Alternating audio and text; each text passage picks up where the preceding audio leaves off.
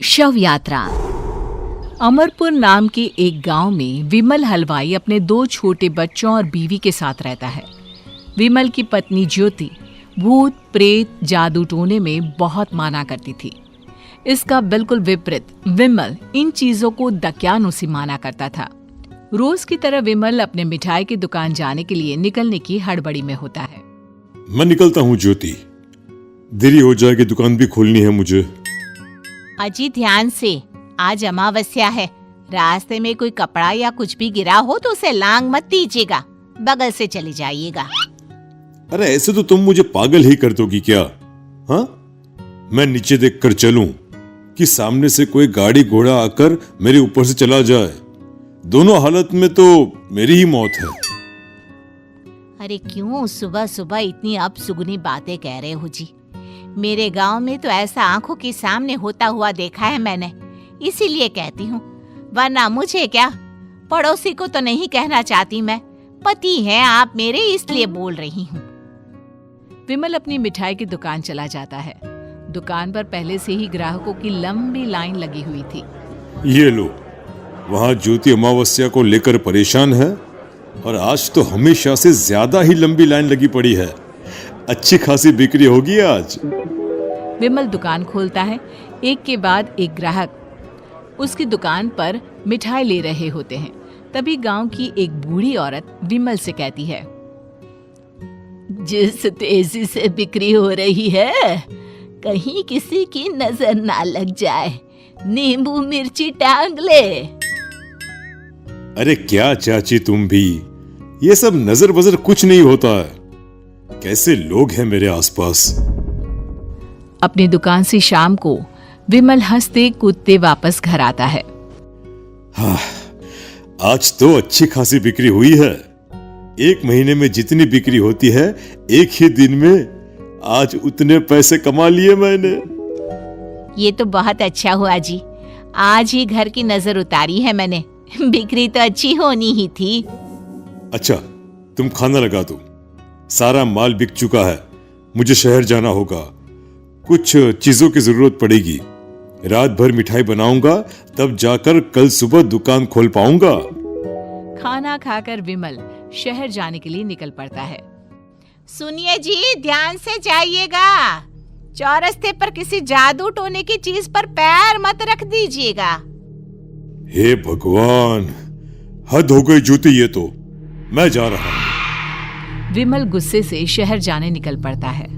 रात का काला घना अंधेरा, चांद की एक भी किरण ना होने के कारण अंधेरे में कुछ भी देख पाना मुश्किल था। जंगल के बीच के एक अधकच्चे रास्ते से विमल जा रहा होता है। चारों तरफ गुफ अंधेरा और सन्नाटा सुनाई दे रहा था, और सुनाई दे रही थी विमल के पैर के नीचे आ रहे सूखे पत्तों की आवाजें। तभी अचानक दूर से उसे कुछ आवाजें सुनाई देती है। अरे, ये इतनी रात को जंगल के रास्ते कौन जा रहा है? शायद कोई टोली होगी। राम नाम सत्य है, राम नाम सत्य है, राम नाम सत्य है, राम नाम सत्य है। धीरे धीरे आवाज कुछ कुछ सुनाई पड़ती है। आवाज धीरे धीरे और नजदीक आती सी लगती है। विमल देखता है कि उसके सामने से सजी धजी सफेद कपड़े में लिपटी एक अर्थी निकल रही है, जिसके साथ 5 लोग ही थे। 4 आदमियों ने उसे कंधा दिया हुआ था। एक मटका लिए आगे आगे बढ़ रहा था। विमल के बिल्कुल सामने आकर अर्थी रुक जाती है। उसमें से एक आदमी विमल से कहता है, अरे भाई, जरा अर्थी को कंधा लगाना, मैं बहुत थक गया हूँ, बड़ी मेहरबानी होगी। हाँ भाई, कंधा तो मैं लगा दूं, पर रात को 12 बजे ये शव यात्रा, इस समय कौन अर्थी ले जाता है? तभी विमल को ऐसा लगता है कि शव में से आवाज आई, हम ये आवाज। मजबूरी है भाई, आप कंधा दीजिए, मैं रास्ते में सब बताता हूँ आपको। विमल अर्थी को कंधा दिए चल रहा होता है कि उसे ऐसा लगता है कि हाथ में मटका लिए जो आदमी शव के आगे चल रहा है उसके पैर उल्टे हैं। क्या हुआ भाई, हकला क्यों रहे हो? वो आपके साथी के पैर उल्टे। विमल अपनी बात पूरी भी नहीं कर पाता कि वो देखता है कि उस आदमी के पैर तो सीधे ही हैं। अरे नहीं, कुछ नहीं, मुझे शायद वहम हुआ होगा। धीरे धीरे सब आगे बढ़ रहे होते हैं। तब विमल को अचानक लगता है मटके में से एक हाथ बाहर आ रहा है। विमल घबरा जाता है। इसके पहले वो कुछ बोल पाता, कल्लू कहता है, मेरा नाम कल्लू है। हम 6 दोस्त थे, जिसमें से एक को तो तुम सोया हुआ देख रहे हो।